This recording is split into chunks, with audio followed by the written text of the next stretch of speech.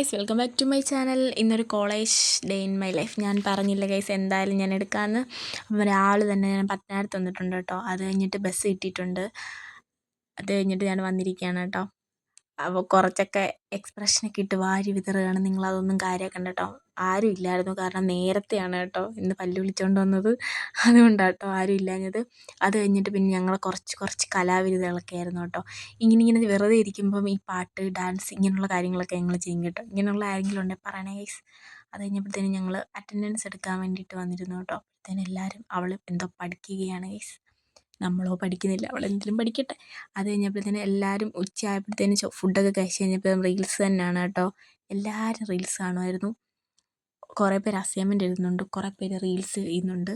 അങ്ങനെ ഞാൻ ഇവിടെ വന്നിരുന്നു. അപ്പം നാളെ ഫ്രഷേഴ്സ് വരുന്നതുകൊണ്ട് തന്നെ പാട്ടും പരിപാടികളൊക്കെ ഉണ്ടായിരുന്നു കേട്ടോ. അതിനായിട്ട് എൻ്റെ ഫ്രണ്ടിൻ്റെ കൂടെ വന്ന് ഇവിടെ ഇരുന്നതാണ് കേട്ടോ. എനിക്ക് പാടാനൊന്നും അറിയത്തില്ല ഗൈസ്. അപ്പോൾ പിന്നെ അതിനകത്ത് നിന്ന് എങ്ങനെയോ തല വലിച്ചിട്ട് അപ്പം വീട്ടിലോട്ട് വന്നു. അത്രയൊക്കെ ഉള്ളൂ ഗൈസ്. ബൈ.